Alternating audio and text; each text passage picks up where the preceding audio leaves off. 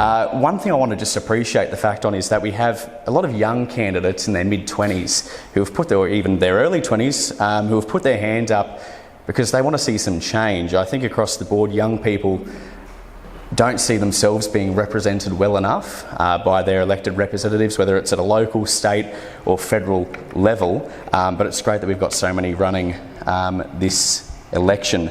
Why am I running? Well, I'm a lifelong local. I've grown up here my entire life. I attended school at Hilliards. I went to Alex Hill State High, and I probably served you Big Macs and McFlurries at Capalaba McDonald's for quite a number of years. And now I'm asking to serve you all in council.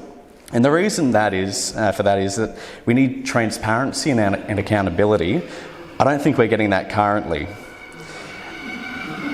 Now, I haven't been around for as long as many of you, but what I can see is that we've got a council that doesn't listen. We have a council that has an attitude where it likes to throw its hands up and say live with it, particularly with rate rises and the lack of preventative infrastructure in the area as our area continues to grow. But we certainly need more local voices in the foray.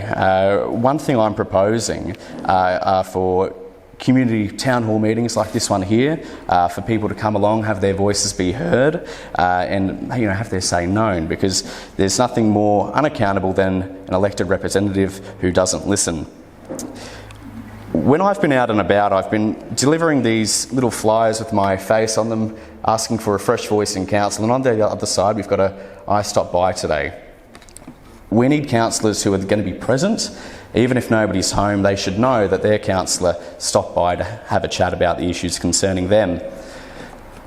I visited one fellow on Bluebell Street, along the crest of 60 Bluebell Street, who has for many years begged council for some sort of traffic calming infrastructure to be placed along the crest. Does anyone live around Bluebell Street?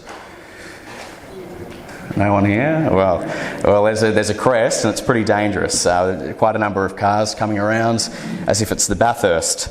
But again, we have a council that does not listen. Just recently there was an accident on Bailey Road, and again, for years residents have asked for some sort of calming infrastructure to slow the traffic down so that there won't be fatalities, but again, there is a live with it attitude. What we need is better value for our rates, investment in local infrastructure, and fresh and local advocacy. And it all comes back to listening to you. Now, I'm only young, I'm only 25, I don't have all the answers, but I do have 2 ears and 1 mouth, and I'd like to use them proportionally.